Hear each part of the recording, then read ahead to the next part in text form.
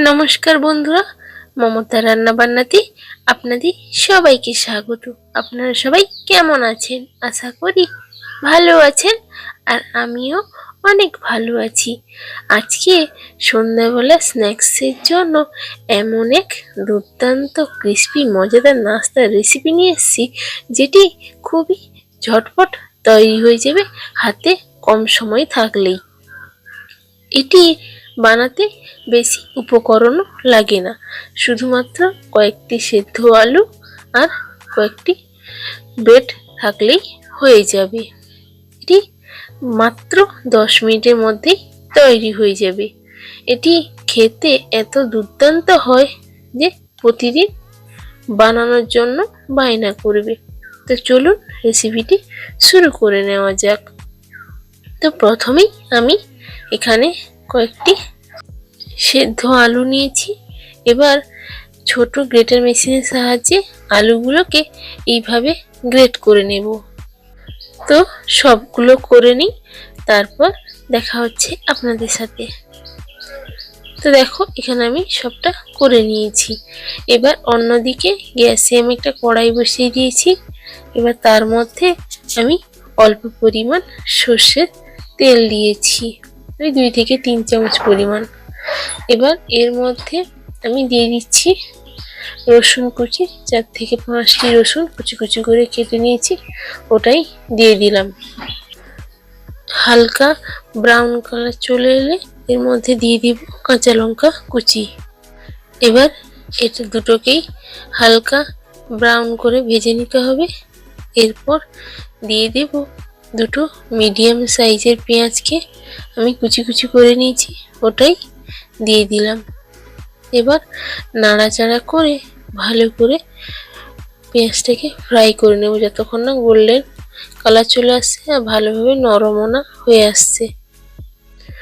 তো যারা যারা চ্যানেলে নতুন আছো তারা অবশ্যই চ্যানেলটিকে সাবস্ক্রাইব করে নেবে এই রকম নতুন নতুন মজা রেসিপি দেখার জন্য। তো পেঁয়াজটা ফ্রাই হতে থাক, এটাকে মিডিয়াম ফ্লেমে রেখে দিই।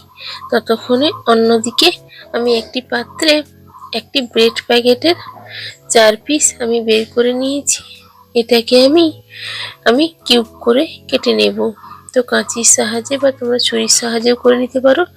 এইভাবে মাঝখান দিয়ে কাটবে, তারপর আরেক ভাগকে এইভাবে মাঝ বরাবর কেটে এইভাবে চৌকো সাইজে করে নিতে হবে। তো সবগুলো এইভাবে করে নিই, তারপর দেখা হচ্ছে আপনাদের সাথে। আরও যে বাকি ব্রেডগুলো ছিল ওইগুলোকে আমি এইভাবে হাত দিয়ে টুকরো টুকরো করে নিলাম। এবার মিক্সিং জারে এগুলোকে আমি গুঁড়ো করে নেব। তো সবগুলোকে দিয়ে দিলাম। এবার ঢাকনা লাগিয়ে এটাকে আমি গুঁড়ো করে নেব। দেখুন, এইভাবে কিন্তু রাখতে হবে। তো এটাকে সাইডে রেখে দেব। এবার ওদিকে পেঁয়াজটাও আমার পুরো ভাজা হয়ে গেছে। এবার এর মধ্যে আমি দিয়ে দেব ওই গ্রেট করা আলুটা।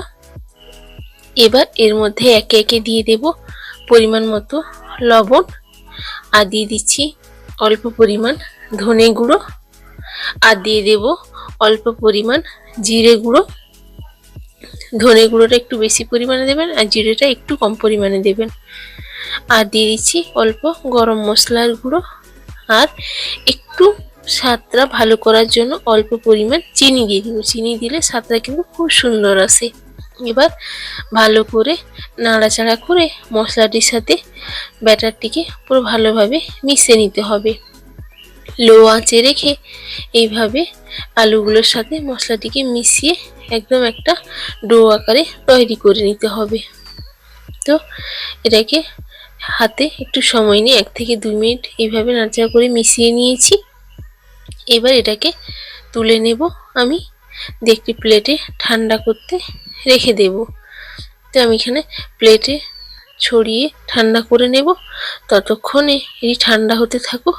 অন্যদিকে আমি একটি ছোট বাটি নিয়েছি। এবার এর মধ্যে আমি 1.5 চামচ ময়দা দিয়ে দিচ্ছি, আর দিয়ে দিচ্ছি অল্প পরিমাণ স্বাদ মতো লবণ, আর হাফ কাপ পরিমাণ জল দিয়ে দিব। দিয়ে গুলিয়ে একটি ব্যাটার তৈরি করে নেব। পাতলা বা মোটা এরকম হবে না, এটা পাতলা হালকা ব্যাটা তৈরি হবে। এবার এটি হয়ে গেছে। এবার এখানে আমি ওই যে ব্রেডগুলো কেটে রেখেছিলাম ওর উপরে আমি ওই এক সাইডে আলুর পুরটাকে এইভাবে লাগিয়ে নেব। ওই চৌকো সাইজে করেই লাগিয়ে নিতে হবে, চারিদিকে সমানভাবে লাগিয়ে নিতে হবে। এক পাশেই লাগিয়ে নেবেন, দুপাশে নয়। দুপাশে করলেও অসুবিধে নেই, আপনারা আপনাদের ইচ্ছে মতো করতে পারেন। তো এখানে আমি এক পাশে করে দেখাচ্ছি। তো এখানে আমি দুটো করে দেখালাম, তো বাকিগুলোকেও একইভাবে করে নিই। তো সবগুলো করে নিই, তারপর দেখা হচ্ছে।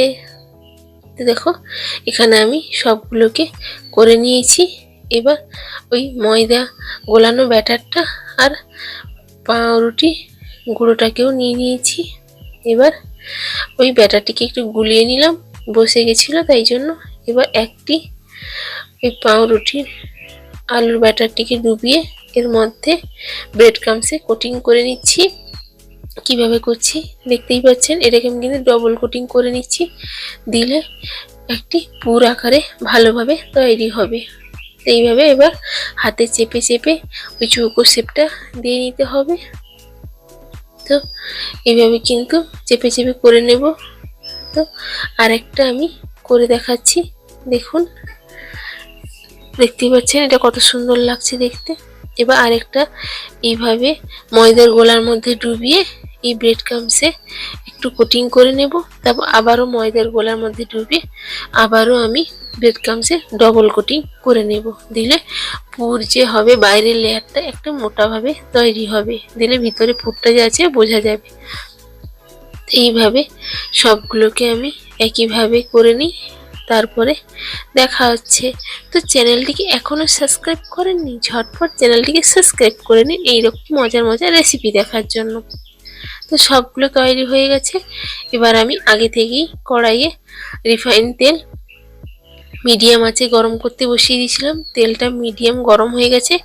এবার একটা একটা করে আমি ওই পকোড়াগুলোকে ছেড়ে দেব তেলের মধ্যে ভাজার জন্য। এবার গ্যাসটিকে মিডিয়াম আঁচে রেখে এগুলোকে গোল্ডেন ফ্রাই করে ভেজে নিতে হবে।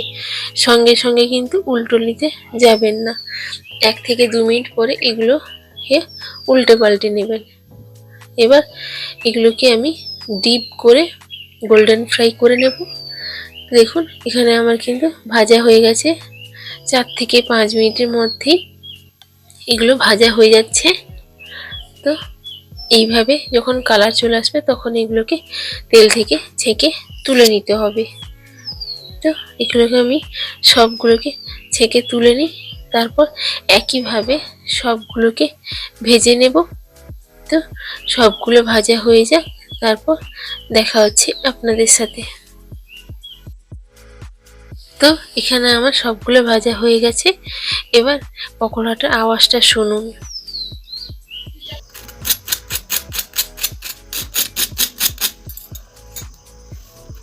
তো আওয়াজটা শুনে বুঝতেই পারলেন কতটা ক্রিস্পি হয়েছে বাইরে থেকে আর ভেতরেরটা কতটা নরম, দেখেই বুঝতে পারছেন। তো কেমন লাগলো আজকের এই রেসিপিটি? এটি যাকেই খাওয়াবেন সেই বলবেন যে এটা কি কোনো রেস্টুরেন্টের খাবার। তো চটপট বাড়িতে তৈরি করে ফেলুন, আর কেমন হয়েছে কমেন্ট করে জানাতে কিন্তু একদমই ভুলবেন না। আর ভিডিওটি যদি ভালো লেগে থাকে একটি লাইক করে দেবেন, আর এই রকম যদি রেসিপি দেখতে চান আমার চ্যানেলটিকে সাবস্ক্রাইব করে রাখবেন, যাতে ভিডিও ছাড়া মাত্রই আপনার কাছে পৌঁছে যেতে পারে। তো সবাই ভালো থাকবেন, সুস্থ থাকবেন। আজকের জন্য টাটা, দেখা হবে আবার একটি ভিডিওতে।